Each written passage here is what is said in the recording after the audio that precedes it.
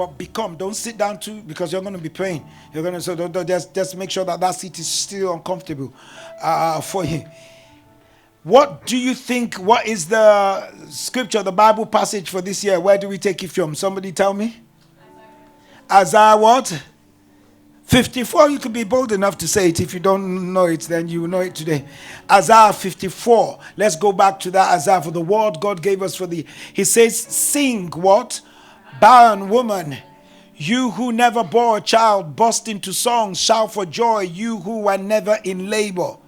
I want you to listen to this carefully, because I will allude to it. Because more are the children of the desolate woman than of her who has a husband, says the Lord. He's still speaking to the barren woman. Now see what he said to her to do in verse 2. He says, enlarge the place of your tent.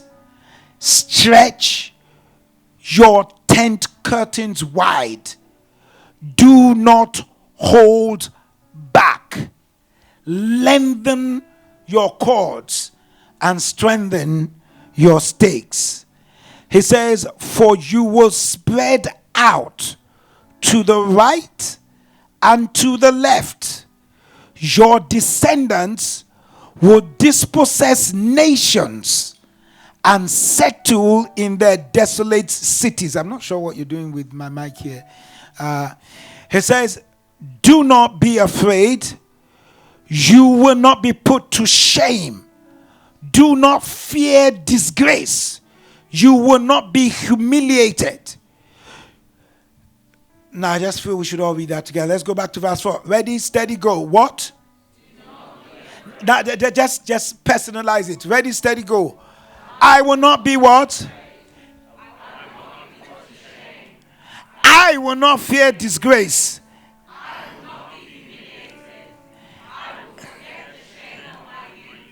And remember no more the reproach of my widowhood or of my past. Listen to me.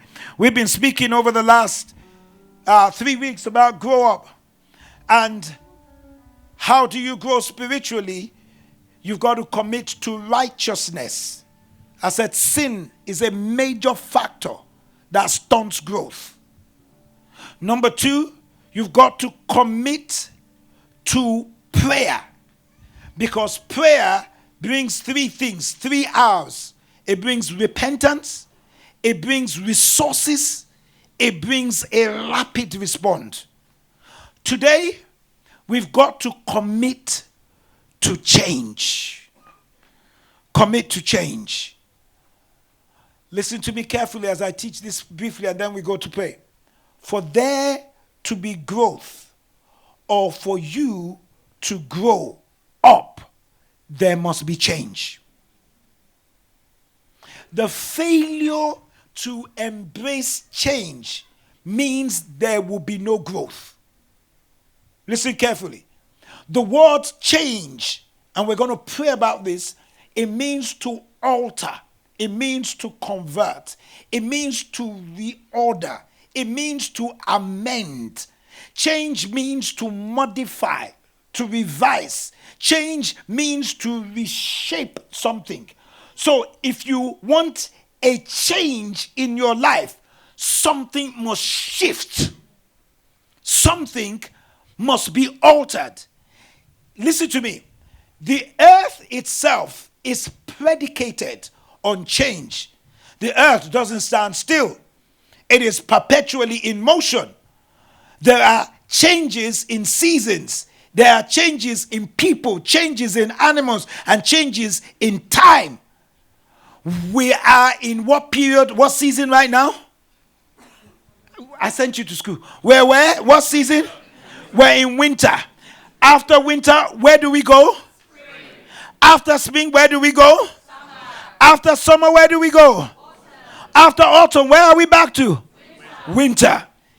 Every single thing has a change. And change and life has a symbiotic relationship. Change is life, and life is change.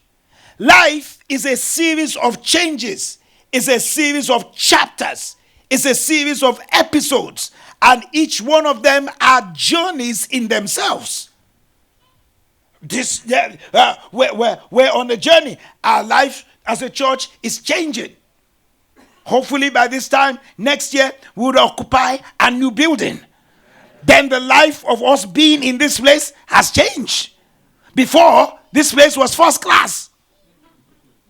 See how big the seats are. I always say this. First, you can find a seat anywhere. Now, even I couldn't squeeze through the door for the second service. Likewise, the first. It's a season. And my wife and I were talking when we were coming back. That there was a time we rented a building in Havistock. The first service we had over 120 people. The second service we had 25. And we were paying thousands in that place. And gradually, seasons started to change. Now, things won't change unless we change. I said that last week. But I want you to understand this so your fasting is not in waste. Growth is painful, and change is painful. You're going to write some things today.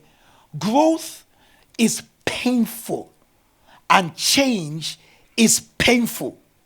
But nothing is as painful as being stuck where you don't belong.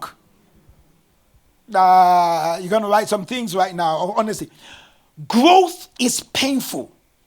Change is painful. But nothing is as painful as staying stuck where you don't belong. Because the greatest battle that you will ever have in life is the battle to become. Because it requires a decision to change. My subtitle today is become. For you to become, there has to be a change. Change is painful. My wife and I were living in a 2-bedroom house, and we wanted to buy a 4-bedroom house. And one day I just had an epiphany, and I said to her, no, we paid £200 to buy that accommodation. We're going to leave it. She said, why? I said, because the same amount of money and mortgage that I'm paying for a 2-bedroom is the same amount I want to pay for a 4-bedroom. She said, how? I said, then that means it requires more deposits. Which means you and I are going to sit down and make painful decisions that are gainful in the future. Which means, I said to her, we are going to postpone buying our property for another 2 years. And in those 2 years, we'll have enough deposit that when we pay the mortgage, it will be exactly the same, or probably £100 more than where we are right now. And my wife and I went on a painful journey for growth and expansion. Which means we looked at our finances and we caught some things. And I made a joke. I said, first room is called Barbados. The second room is called Dubai. So every summer we pack into one room as if we're in a holiday mode. And then we'll stay there. And the following year we pack into the other one as if we're in a holiday mood, and we stay there, because although it was painful, but it was for expansion. So I'm not sure if I'm giving you good news. Welcome back. I'm not sure if I'm giving you good news, but the news that is good here is that if our fasting and praying is not going to go to waste, be prepared that expansion requires a change in your life. And listen to me. You cannot change until you make a decision to change. Now listen to me. Decisions, write this down, decide destiny. It takes making a decision in life to rise, and it takes making a decision to fall or to fail in life. The prodigal son made a decision to leave his father and he failed, but he made another decision to come back home and he rose. Write it down. Decisions decide destiny. Location, age, or gender does not necessarily decide destiny. I'm going to repeat myself again. Location, age, and gender does not necessarily decide destiny. Destiny does not care about your age or your position. That's why it is very, very, very, very funny, ridiculous when you're trying to correct somebody and then they say, oh, well, he's at the age of 37. He's hitting 40. It happens to me. I'm the last born. Last born. So what? So you're foolish because you're the last born. Or you are spoiled because you're the last one. Your destiny is not decided by the position. You could see that Jacob and Esau, it was not the firstborn that made it. You could see Ephraim and Manasseh. It was not their position that made it. I have a brother-in-law who was the last born of his family.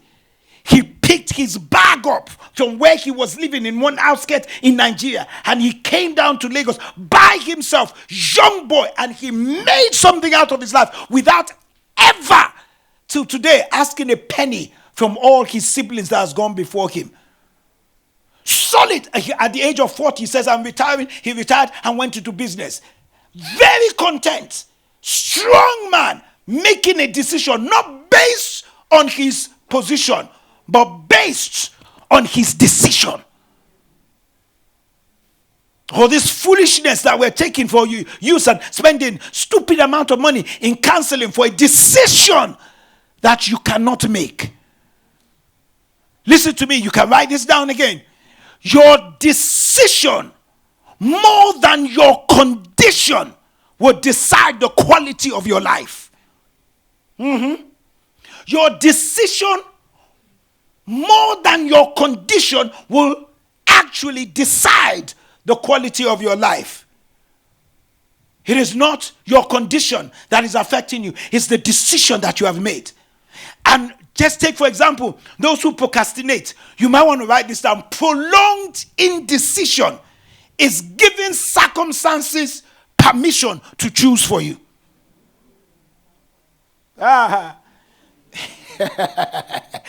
Somebody said, am I in church? Yes, you're in church.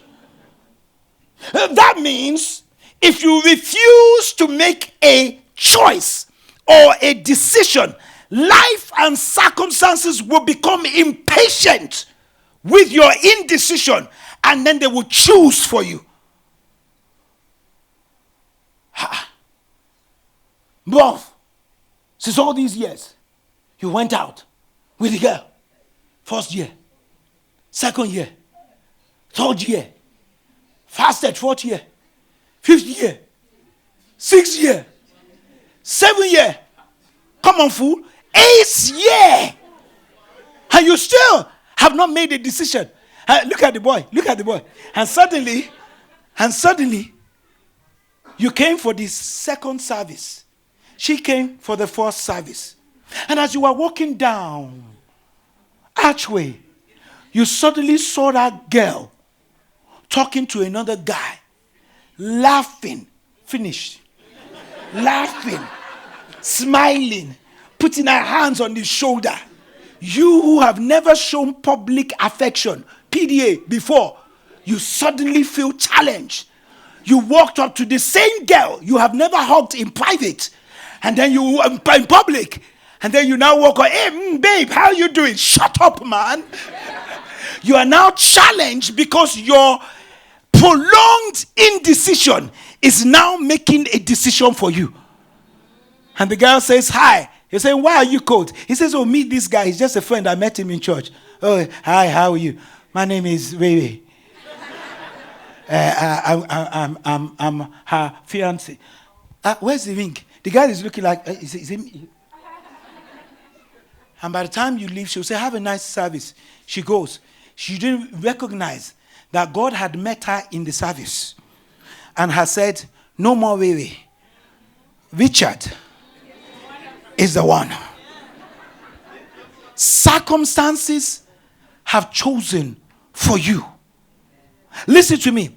It is dangerous to allow circumstances to choose your outcome, as it will always be to your disadvantage.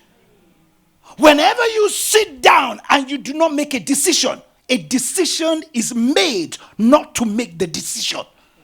You're not making a decision is a decision in itself. So if you do not make a decision to commit to growth, is made a decision. If you not made a decision to clear your debt, that decision is being made for you. If you do not make a decision to approach and deal with the situation will make a decision for you, but it will always be to your disadvantage. 2025, do not be afraid to make a decision. Make a decision.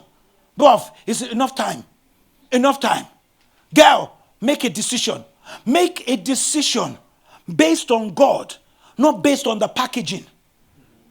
Have you seen, the brightest place you can ever find things that can give you different colors is in the dustbin. No, I told them in the first service, they didn't answer. I want them to go and bring a dustbin. When you bring a dustbin and you open it up, what do you see there? Different colors of different packaging. The package has been discarded and the content is what is being used. Somebody's going to wake up to get this tomorrow. Do you realize that many of us are attracted to the He said hi to you.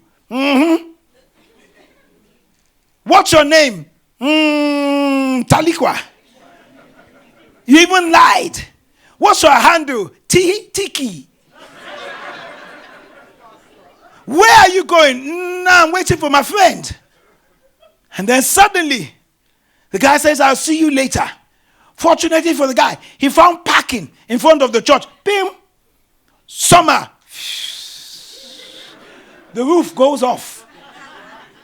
I say, hi. They've actually cancelled my appointment. You're going after packaging. When you get married, there's no packaging. It's now the content. You go after the girl. Everything is nice, beautiful, wonderful hair, wonderful life, wonderful packaging. But when she gets home, this goes off. This goes off. This goes off. And then she will now take something on cotton wool, and this goes off. Because 90% of your life married, you're going to see vanilla.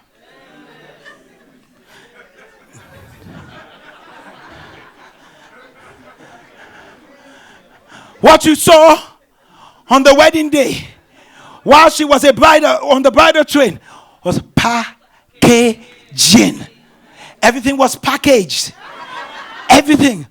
Now, Pastor, did you say we shouldn't package ourselves? You better package. I won't even see you if you're not packaged well. No. You got to take care of what God has given you. Package well. Dress well. Put everything on. Dress well. One daughter of mine, she came to meet me at the car park. I said, who are you? I said, what is this? I said, my friend, don't come close to me. Don't come close to my car. Don't come close to the gate. Don't. What is the matter with you? Come with a bowler cap and something. Are you? And Pastor, I'm going through something. Whatever you're going through, don't bring it to me. Are you all right? No, ask my wife. Seriously. I said, the joy of the Lord is your strength, girl. Get yourself together. Do you know when and who? No, I'm that. If you're close to me, if you're a daughter, I'm not going to take no rubbish. Ask my wife. One of our daughters, she called us called me and said, Dad, I'm at Onchurch Station. I said, I'll pick you up. I got to Onchurch Station. She was wearing something like a shower cap. I'm like, as she opened the door and said, what happened? I said, close my car door. I lie. I'm in church. I lie not. I said, I said, seriously. He said, Dad. I said, close my door, my friend. As she closed the door, I pressed it came down. I said, go and fix your hair, fix your face, fix your life, and I want to see you back here in the next 4 hours. I drove back home empty with the joy of the Lord around me. I got home. My wife said, who did you pick up? I said, she wasn't the right package. My wife said, what are you talking about? I said, the way I saw her, she's never going to get married. So my wife called her. I said, where are you? I'm on the train. Dad said I should go and fix myself. She said, okay. Get to Plasto Station. Get off Plasto Station. You know you're there. Go to Backing Road. In Backing Road, this is the address. I will speak to her, the hairdresser, to sort you out. 5 hours after that, she called. I'm at On Church Station. I said, my station is called On Church. Is your horn exalted? And are you in a church? Because if you're not, I'm not. I said, Dad, I'm okay. As soon as I got there, I said, come into the car. Actually, let me open the door. Package is important. I must say to you, to the glory of God, 2 months after that, she got engaged. She got into a relationship. She got 10 years till now she's married. So I'm not against package. It's expansion. From the word of our dad, expansion. I'm not against packaging, but I'm saying that if there's going to be a change, the change must come from inside you, not the content that is around you.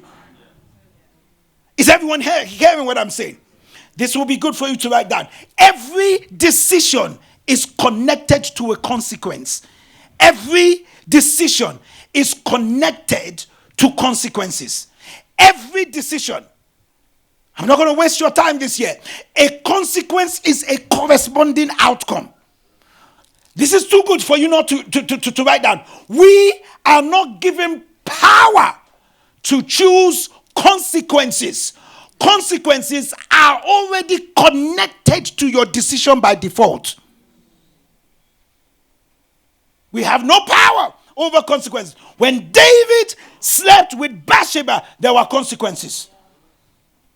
Oh God, please help me. You know I've sinned. Some of you think I can sin and then ask for forgiveness. He will forgive you. But you do not have power over consequences. We make choices, we make decisions, and the decisions ultimately gravitate towards the corresponding consequences. You got to know that. Lot decided to separate from Abraham without recognizing that Abraham had the covenant.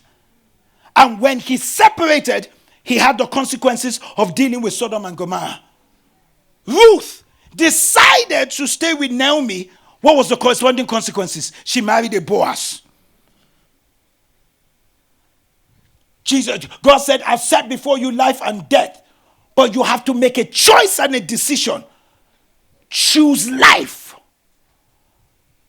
Consequences. But consequences know your address more than DHL. The DHL man can be going around and say, what house? Well, consequences. It's a laser precision. Even if you go to the moon, it will follow you there. Consequences have a digital precision that will look for you. You've got to understand that my decisions carry consequences. If you decide not to fast and pray, there are consequences. If you decide to fast and pray, there are consequences. If you decide to fast and pray without purity, there are consequences. Every decision has its own consequences. But a failure to make a decision in life means there's no growth. So what is the summary? The summary is you have to make a decision to commit to change. Something must change within you and around you during this period. Because without change, there will be no expansion. The ability to be decisive this year will expand your territory. You must make a decision. I don't know who I'm talking to. You must make a decision. When God was going to change the barren woman's life, when he was going to alter her situation and expand her condition, the first thing he said to her is, you got to make a decision to expand. So the baby is not here yet, but expand. The children are not here, but strengthen your stakes, lengthen your course. You have to make a decision, because I can bless you with the word, but until you decide to move with that word, there can be no expansion. Change requires, how many things do you think I'm going to say? You've been in church for a long time. Change requires how many things? 3 things. It could be more than that, but for today, it's 3 things. 1, change requires your belief. Change requires your belief. I like people sitting up here today. They're taking notes. Thank you. No, you're okay. You're okay. Change requires belief. Your belief is the key to the performance of God this year. We're fasting and we're praying. Let me give you a scripture so you will understand. Mark chapter 11 and verse 24. Everybody is going to read this, but personalize it. Everyone is going to read this. Are we ready to go? Put your phones down. Ready to go. Ready, steady, go. No. You were shouting yesterday when Arsenal drew. Come on, let's shout. Let's shout together. Ready, steady, go. For this, I'm telling you, whatsoever thing I ask for in prayer, what? In accordance with God's will. Believe with confident trust that,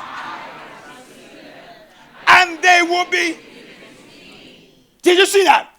He says you've got to believe it, and then it will come to pass. Jesus could perform nothing or not much because of their lack of belief. In Mark 6:5, the New Living Translation, it says, and because of their unbelief, he couldn't do any miracles amongst them except to place hands on a few people and heal them. What is belief? Belief is not this modern concept that we have. Belief that we say, oh, I believe I will be there by 5. You know, we've turned belief upside down. I believe I'll be there by. Are you going to come and help me? I believe so. In our house, my wife says that too. Babe, what time are we going to leave? She will say, you said 5:45. I said 5:45. I believe so. I said, babe, this is not belief. This is like, we've got to leave at 5:45. So we turn this thing into a stuff. Belief is different from that. Belief is to accept that something is true without proof. You got to understand that first one. Belief is to accept that something is true without proof. Belief is knowing that somebody is capable of doing something as to the goodness, the efficacy, and the ability of that person. So listen to me, son. Belief is that I believe that you can do this even though you haven't shown me any proof. But I believe you can do it because you have always been faithful to your word. So when you tell me, Pastor, meet me here by 5 o'clock, and 4 times in a row, we've met at the same time. But another time, you say to me, Pastor, let's meet by 10. And then I get there by 11. And then I say, I'm sorry I'm late. I didn't know you would be early. Or I'm sorry I'm late because it was Jamaican time, or Asian time, or African time. What happens is that the next time I come to you for something, you would not reciprocate with the same effort you did before, because you're not sure that this person believes in you to be there at the time. You got to understand that. So when we go to God, sometimes we go to God with a lottery mentality, saying that God, will you? Maybe you should, or maybe you won't. And God says that you've got to believe, because, listen to me, believe the word will equip you with power that will make you become. You cannot become expansion if you do not believe in expansion. What you believe, you will become. Shout this loud. Say, what I believe, I will become. Pastor, how do you know? Luke chapter 1 verse 45 says, and blessed is she that believed. Why? For there shall be a performance of those things which were told to her from the Lord. Meaning, when I pray and I bring my 5 things that I wrote, or 6 that I wrote on my expectation card, I've got to believe that I will become what I'm praying. Exodus chapter 23 verse 26 says, that none shall miscarry or be barren in your land. I will fulfill the number of your days. That's a word. I believe it. I believe it, so it is. God has settled it. Because you can write this down. If you don't believe, you will recycle stagnation. If you don't believe, you will recycle stagnation. Your fast becomes pointless. Your fast and your praying becomes pointless when there is a lottery mentality in your prayer. That's why John 11:40 says, Jesus said to her, did I not say to you, if you would believe, you will see the glory of God. I pray over everyone watching me and those who are hundreds and hundreds and thousands watching me online, that in the name of Jesus, you will become what you pray for. Amen. You got change requires a belief system. I must believe that this is who I am, not what the world says I am. Number 2, change requires your imagination. Change requires your imagination. Oh God, this is good. This is good. You may want to put this down. Your imagination provokes a divine intervention. Your imagination provokes a divine intervention, because if your imagination is always negative, then your supplication will end in frustration. Those are good bars. Those are good bars. I'm spitting some good bars today. Listen to me. Let me say that again. Your imagination will provoke a divine intervention. If your imagination is always negative, then your supplication and prayer will end in frustration. And until you win in the mind, you cannot win in the world. Some people are physically healthy, but mentally deficient. Good looks, sound health, shapely body must be admired. But no one experiences absolute dominion by physical prowess only. And yet vast resources are invested in supplements, in food, in clothes, and physical nurture. We spend money on the packaging rather than the content. Ladies, sorry to use you. Please, forgive me. But you can go out with a 6-foot, 6-pack guy. And the packaging was good until he took you to dinner. He invited you out for dinner. He packaged himself with his 6-pack.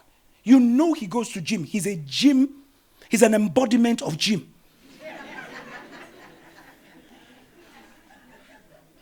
He's a symphony of exercise. Every part of his body is emanating that I'm physically fit until you sit down. The problem started at dinner. First is that he actually asked you where we should go. That is a lack of imagination. Innit? Can you hear me, fam? And then you just decide, let me give him a chance. And then you sat down. And every word that was coming out of his mouth discombobulated you.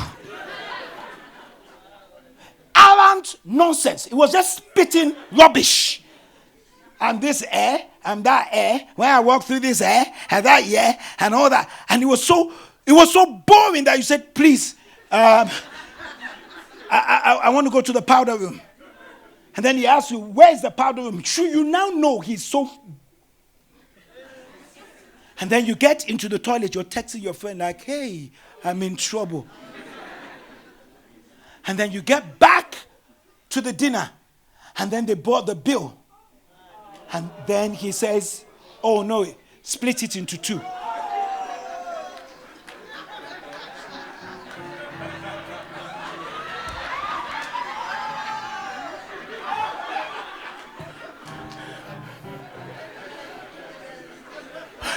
Actually, you also will be mentally deficient to come back and pray during this fast if he is the one.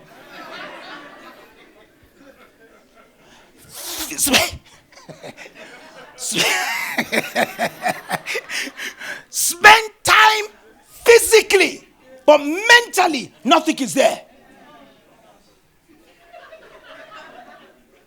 And this same guy, you finished, you got outside, you are waiting for an Uber, and he says, oh, we'll meet again.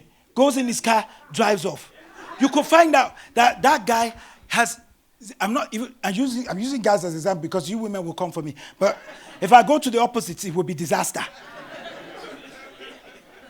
And yet, he has spent a lifetime in the gym, but nothing is up there onto human relations, how to take care of a woman, how to comport himself. But yet, if you know how much money he has spent into making himself look good, is it different? It is not what you carry, ladies, that make you. It is what you carry on the inside of you. You can be carrying a Louis Vuitton and be lost.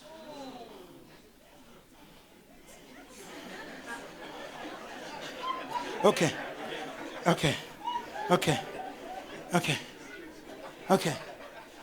Hey, the reason why many people are not married is because they lack imagination. Because when I met my wife, I had nothing. The only reason why my brother married 2 years before me was because I lacked making a decision to commit to change. Every birthday I was getting good gifts. In fact, it was so good that I asked her out on... My birthday is April the 4th. I asked her out on April the 8th.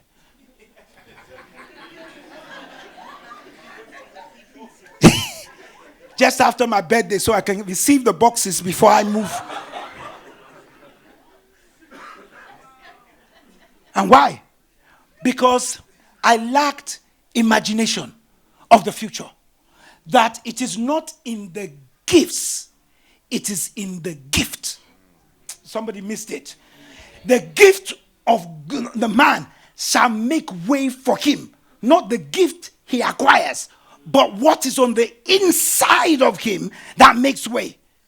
And many of us, we lack imagination, so change does not come.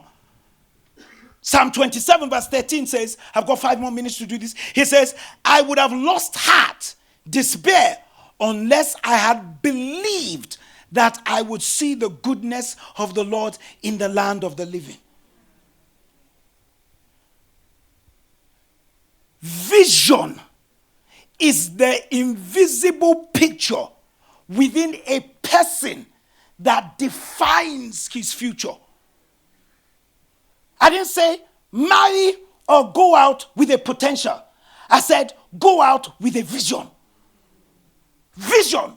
Now you, girl, that is asking the guy, what's his vision? I'm going to do something that's going to be very controversial, and some people are going to kill me on this. What do you bring? I didn't say that, oh.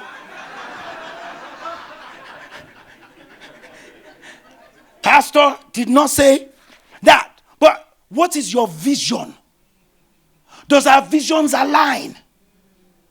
How at 25, 26, they're asking you, what do you want to do in the future? I'm still in between. Stay there. Because the first thing that God gave Abraham was a vision. Your dominant vision will determine determine your eventual outcome. We're not talking about a wishful thinking, an armchair daydreaming something. No. We're not talking that, what people indulge. We're talking about a vision. God changed Abraham's imagination by what he told him to see, and then he believed. And then you can only possess as far as your eyes can see. Jacob, in the book of Genesis chapter 30, 37 to 39. Listen, Jacob found that the flocks, they produced according to what was placed before them. If you are going to produce, it must be what is placed before you. The barren woman, let's go back to Isaiah chapter 54. The barren woman was told to see and imagine the expansion before she can experience expansion. Accept that God is not intimidated by the medical, not intimidated by the financial or legal adversity. Go from looking at what you can see to what you believe you can have. What you can't see will deprive you. Can you see yourself out of debt in 2025?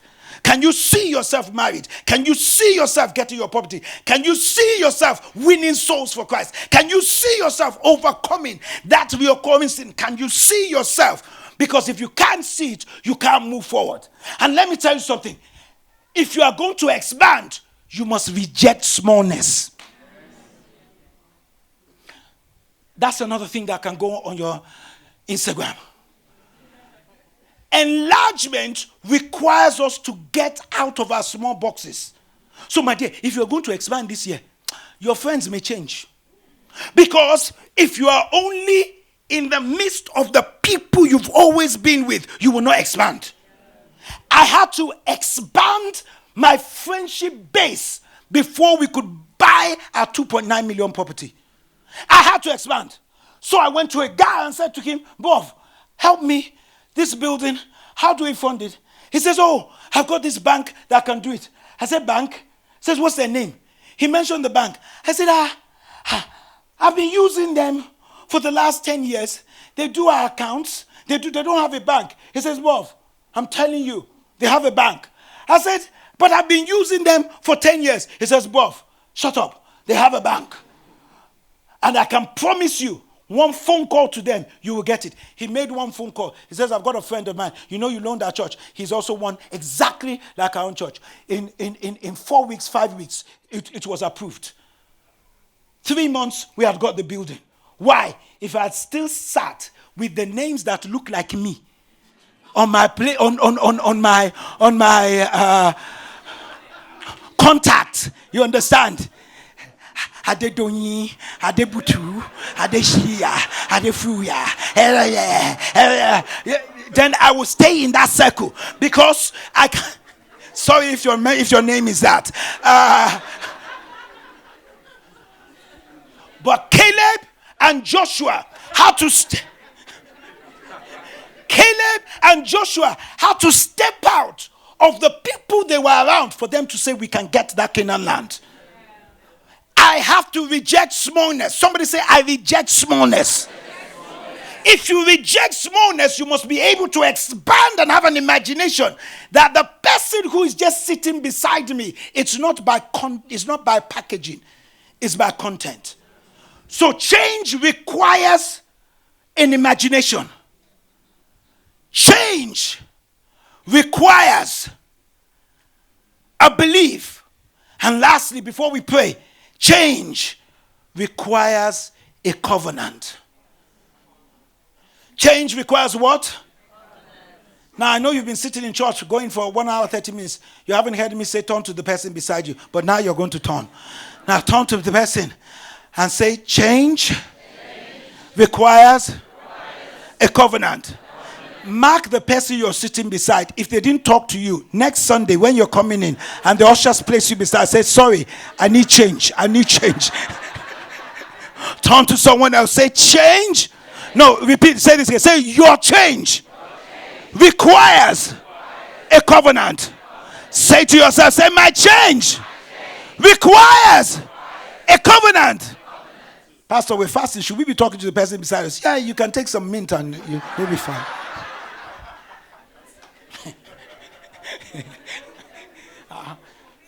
Mint won't kill your fast. It will make you more hungry, but it won't kill your fast. I'm going for no job interview and be spiritually foolish. When you come to churches, or blow something in. Where was I? Change requires a covenant. Now, we're going to read this. Genesis chapter 26. Genesis chapter 26. I want you all to read the first line with me. 1, 2, go.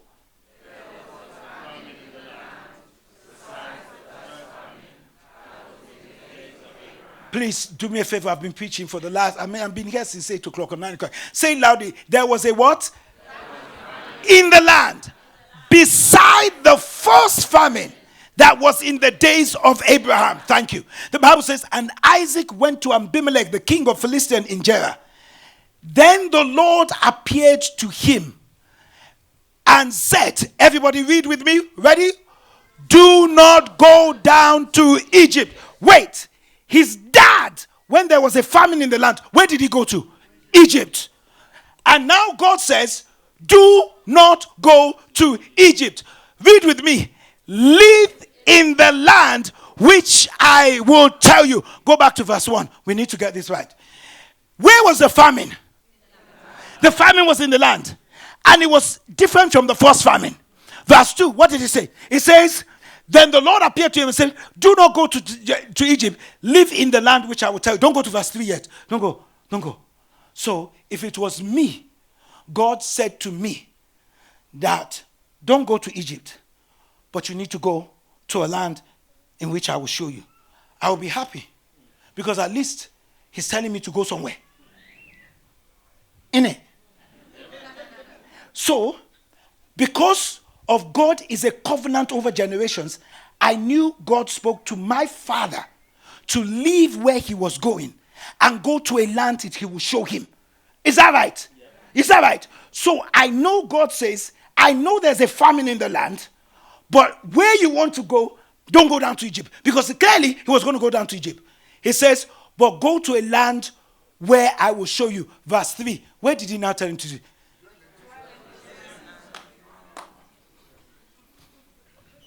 Dwell in which land? What is in that land? He says, dwell in the land. Ready, steady, go read with me. And I will be with you and bless you. For to you and your descendants, I will give all this same land. And I will perform, the oath is a covenant, which I swore to Abraham, your father. Genesis chapter 26, verse 12. I'm about to close now. Then Isaac sowed in what? I didn't hear you. Then I shouted loud. Isaac sowed in what? And reaped what? 100-fold. And the Lord blessed him. Read it. The man what? Began to prosper and continued prospering. Present continuous until he became in that same land. Now listen to this and don't forget this. Isaac did not move from a location, but he dealt with the location from a word that gave him a covenant position. Let me borrow your chair for 1 second, Bob. Just your chair. Everybody sitting up here, I borrowed their chair. Sorry. So, just stand there. I'm going to give it back to you. God said to him, stay in the land. So, Isaac sat in the location from a covenant position. He said to him, don't leave this land. Don't go, because if you sit in the land, this same land will become a place where you will prosper. You will be prospering until you become very prosperous. Sit in the land. Thank you, Bob. Listen to me. Write this down. Every environment is conducive to the covenant. Your covenant goes with you everywhere you go. Without a covenant covering, you will remain a victim wherever you go. Isaac did not leave the location. He went by covenant. Most people fight a location. So when the location is not good, they move without realizing that the battle is not a location, but the fight is an imagination. Elimelech and Naomi left. Lot and Abraham, Lot left. And Elimelech and Naomi was was subjected to the power of a location than the validity of a covenant. They were subjected to the power of a location than the validity of a covenant. Your location may be your job. Your location may be your marriage. Your location may be your study. Your location may be your finances. Your location may be your church. Your location may be your house that is doubtful. Your location may be the business that you're doing that is not doing well. But remember, this is good. This is really good. Jesus was in a wilderness location with a hungry situation, but still knew his position. That's another bar. Jesus was in a wilderness location with a hungry situation, but still knew his word position. The devil came to him, says, "You're hungry." He says, "For what?" "Turn these stones into bread." He says, I may be hungry and I may be in this situation, but do you recognize that I am the bread of life? You can't give me what I already know. My situation may not be pleasing to you, but I'm sitting with a word position. Because if the devil can get you to leave your position, he has got control of your entire situation. Stand still and see the salvation of God. Write this down. This is how we close. You've got to learn to speak to your covenant, not your location. That's why when I buy property, or when people tell me to come and bless the property, I don't speak to the property. I speak about the covenant that the location must obey. Listen to me. Speak your covenant, not your location. You got to write this down because this is too good. This is too good. This comes on this way. Don't let your location, condition, and your situation determine your conversation. Mic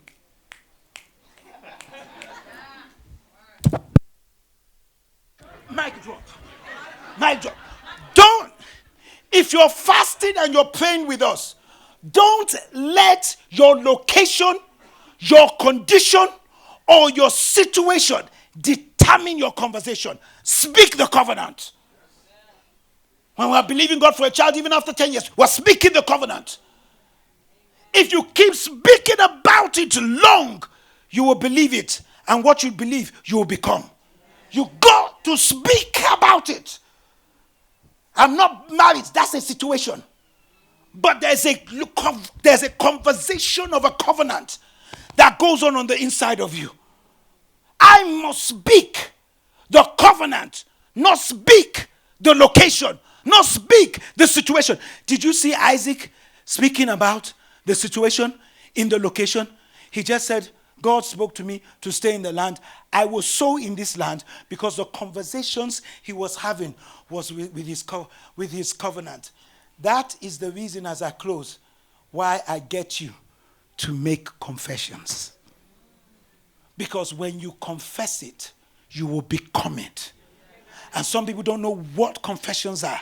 Confessions are covenants on your lip to take you to your right location. We'll just keep on praising him, raise him up. Oh yeah, you see people taking their place in your love. Oh yeah, as you keep your love. Everybody's good, let's roll. So come on if you're good to go. We don't care if you like it. We'll keep it moving till the night's up. Even if you wanna fight us, we'll shut it down and put the lights up.